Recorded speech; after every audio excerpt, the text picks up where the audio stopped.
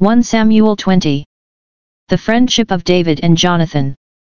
Then David fled from Naioth in Ramah, and came and said before Jonathan, What have I done? What is my guilt? And what is my sin before your father, that he seeks my life? And he said to him, Far from it. You shall not die.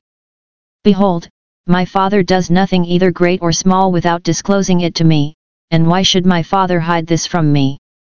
It is not so. But David replied, Your father knows well that I have found favor in your eyes, and he thinks, Let not Jonathan know this, lest he be grieved. But truly, as the Lord lives and as your soul lives, there is but a step between me and death. Then said Jonathan to David, Whatever you say, I will do for you. David said to Jonathan, Behold, tomorrow is the new moon, and I should not fail to sit at table with the king, but let me go, that I may hide myself in the field till the third day at evening. If your father misses me at all, then say, David earnestly asked leave of me to run to Bethlehem his city, for there is a yearly sacrifice there for all the family. If he says, Good, it will be well with your servant, but if he is angry, then know that evil is determined by him. Therefore deal kindly with your servant, for you have brought your servant into a sacred covenant with you. But if there is guilt in me, slay me yourself, for why should you bring me to your father? And Jonathan said, Far be it from you. If I knew that it was determined by my father that evil should come upon you, would I not tell you? Then said David to Jonathan, Who will tell me if your father answers you roughly? And Jonathan said to David, Come, let us go out into the field. So they both went out into the field. And Jonathan said to David, The Lord, the God of Israel, be witness. When I have sounded my father, about this time tomorrow, or the third day, behold, if he is well disposed toward David, shall I not then send and disclose it to you? But should it please my father to do you harm, the Lord do so to Jonathan and more also, if I do not disclose it to you, and send you away, that you may go in safety. May the Lord be with you, as he has been with my father. If I am still alive, show me the loyal love of the Lord, that I may not die, and do not cut off your loyalty from my house forever. When the Lord cuts off every one of the enemies of David from the face of the earth, let not the name of Jonathan be cut off from the house of David. And may the Lord take vengeance on David's enemies. And Jonathan made David swear again by his love for him, for he loved him as he loved his own soul. Then Jonathan said to him, Tomorrow is the new moon, and you will be missed, because your seat will be empty. And on the third day you will be greatly missed, then go to the place where you hid yourself when the matter was in hand, and remain beside yonder stone heap. And I will shoot 3 arrows to the side of it, as though I shot at a mark. And behold, I will send the lad, saying, Go, find the arrows. If I say to the lad, Look, the arrows are on this side of you, take them, then you are to come, for, as the Lord lives, it is safe for you and there is no danger. But if I say to the youth, Look, the arrows are beyond you, then go, for the Lord has sent you away. And as for the matter of which you and I have spoken, behold, the Lord is between you and me forever. So David hid himself in the field, and when the new moon came, the king sat down to eat food. The king sat upon his seat, as at other times, upon the seat by the wall. Jonathan sat opposite, and Abner sat by Saul's side, but David's place was empty. Yet Saul did not say anything that day, for he thought, Something has befallen him, he is not clean, surely he is not clean. But on the second day, the morrow after the new moon, David's place was empty. And Saul said to Jonathan his son, Why has not the son of Jesse come to the meal, either yesterday or today? Jonathan answered Saul, David earnestly asked leave of me to go to Bethlehem. He said, Let me go, for our family holds a sacrifice in the city, and my brother has commanded me to be there. So now, if I have found favor in your eyes, let me get away, and see my brothers. For this reason he has not come to the king's table. Then Saul's anger was kindled against Jonathan, and he said to him, You son of a perverse, rebellious woman, do I not know that you have chosen the son of Jesse to your own shame, and to the shame of your mother's nakedness? For as long as the son of Jesse lives upon the earth, neither you nor your kingdom shall be established. Therefore send and fetch him to me, for he shall surely die." Then Jonathan answered Saul his father, "Why should he be put to death? What has he done?" But Saul cast his spear at him to smite him, so Jonathan knew that his father was determined to put David to death. And Jonathan rose from the table in fierce anger and ate no food the 2nd day of the month, for he was grieved for David, because his father had disgraced him. In the morning Jonathan went out into the field to the appointment with David, and with him a little lad. And he said to his lad, "Run and find the arrows which I shoot." As the lad ran, he shot an arrow beyond him. And when the lad came to the place of the arrow which Jonathan had shot, Jonathan called after the lad and said, "Is not the arrow beyond you?" And Jonathan called after the lad, "Hurry, make haste, stay not." So Jonathan's lad gathered up the arrows, and came to his master. But the lad knew nothing, only Jonathan and David knew the matter. And Jonathan gave his weapons to his lad, and said to him, "Go and carry them to the city." And as soon as the lad had gone, David rose from beside the stone heap and fell on his face to the ground, and bowed 3 times, and they kissed one another, and wept with one another, until David recovered himself.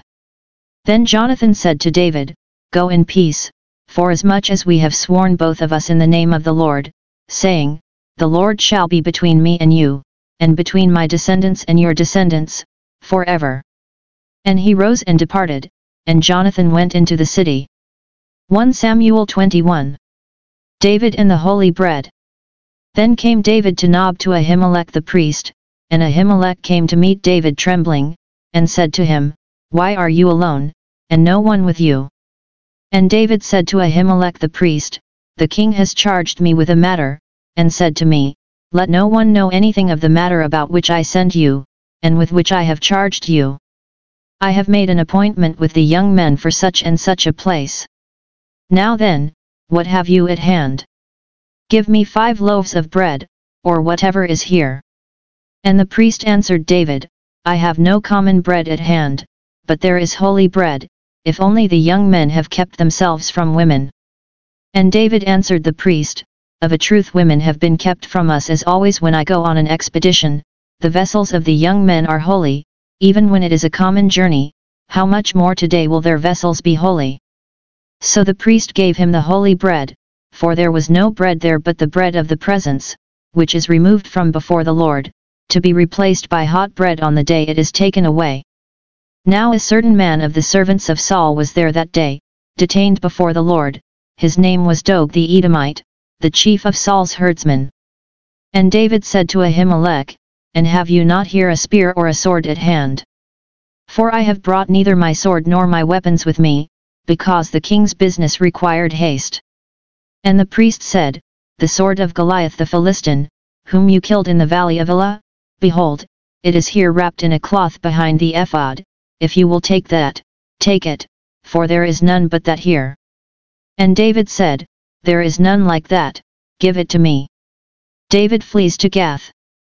And David rose and fled that day from Saul, and went to Achish the king of Gath. And the servants of Achish said to him, "Is not this David the king of the land? Did they not sing to one another of him in dances?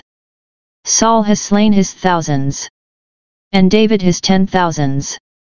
And David took these words to heart, and was much afraid of Achish the king of Gath.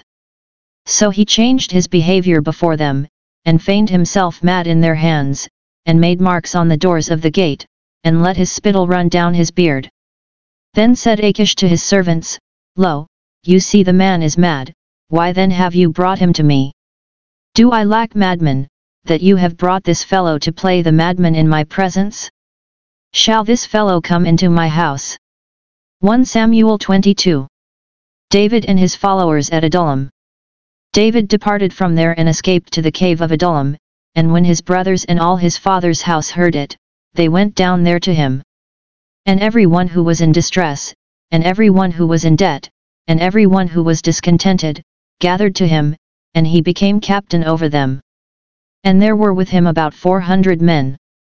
And David went from there to Mizpeh of Moab, and he said to the king of Moab, Pray let my father and my mother stay with you, till I know what God will do for me. And he left them with the king of Moab, and they stayed with him all the time that David was in the stronghold. Then the prophet Gad said to David, Do not remain in the stronghold, depart, and go into the land of Judah. So David departed, and went into the forest of Hereth. Saul slaughters the priests at Nob. Now Saul heard that David was discovered, and the men who were with him. Saul was sitting at Gibah, under the tamarisk tree on the height, with his spear in his hand, and all his servants were standing about him. And Saul said to his servants who stood about him, Hear now, you Benjaminites, will the son of Jesse give every one of you fields and vineyards, will he make you all commanders of thousands and commanders of hundreds, that all of you have conspired against me? No one discloses to me when my son makes a league with the son of Jesse, none of you is sorry for me or discloses to me that my son has stirred up my servant against me, to lie in wait, as at this day. Then answered Doeg the Edomite, who stood by the servants of Saul, I saw the son of Jesse coming to Nob, to Ahimelech the son of Ahitub, and he inquired of the Lord for him, and gave him provisions, and gave him the sword of Goliath the Philistine. Then the king sent to summon Ahimelech the priest, the son of Ahitub, and all his father's house, the priests who were at Nob, and all of them came to the king. And Saul said, Hear now, son of Ahitub. And he answered, Here I am, my lord. And Saul said to him, Why have you conspired against me, you and the son of Jesse, in that you have given him bread and a sword, and have inquired of God for him, so that he has risen against me, to lie in wait, as at this day?